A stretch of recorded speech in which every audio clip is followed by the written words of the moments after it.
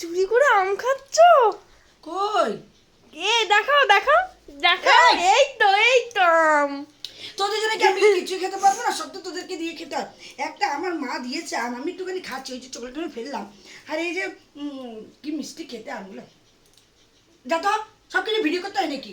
হ্যাঁ, আমি তো জিজ্ঞেস করছি শুধু, উম, আমাকে দিলে না একটু? আরো আম আছে।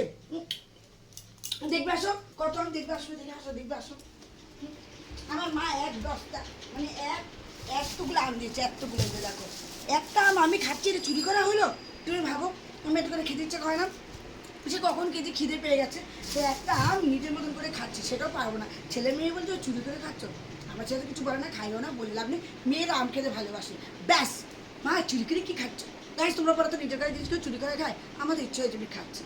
হ্যাঁ, না বলেই খাচ্ছিলাম, সরি, মনে কিছু